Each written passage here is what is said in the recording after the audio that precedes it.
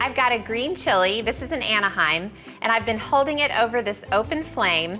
My goal is to get this thing as black as I can, and it's just about there.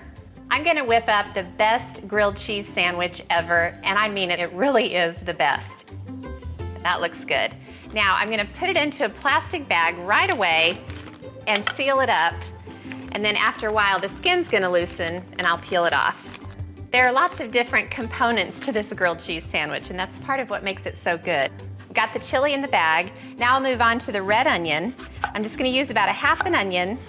All right, I'm gonna throw the onion into a bowl.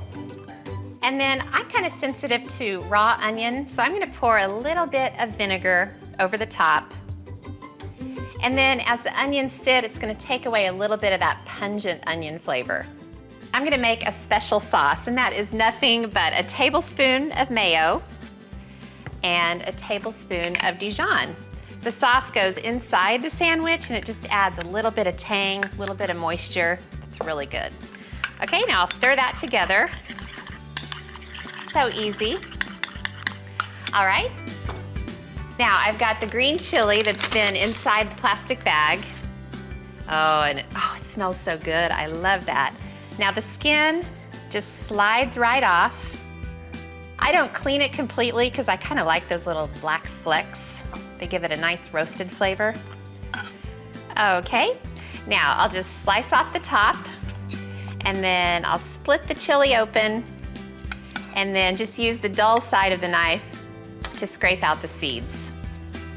All right, I've got all the components ready, so I'm gonna start building this wonderful sandwich.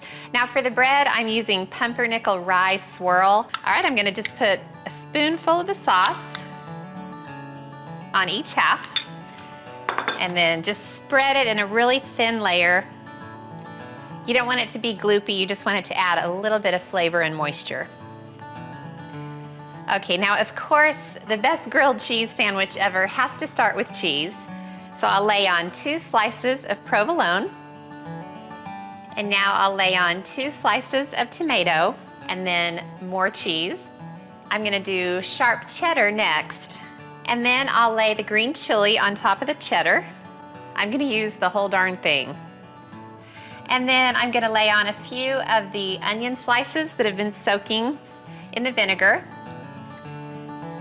Now to hold all this together, I'm gonna add 2 more slices of provolone. This is a grilled cheese sandwich after all. All right, the other piece of bread. And then the very last thing I do to the grilled cheese is slather lots of butter on both sides of the bread.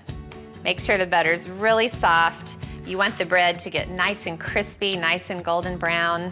Okay, now I'll start by putting the sandwich face down on the skillet, and then I'll butter the top side. That makes it easier. I haven't figured out another way to butter both sides of the sandwich and not get butter all over the place. The cheese is melting and going everywhere. Oh my goodness. It smells divine. I'm just gonna cut it right down the middle. Oh my. This is a very, very good thing right here. All right. The best lunch ever is ready, and I'm gonna go eat it.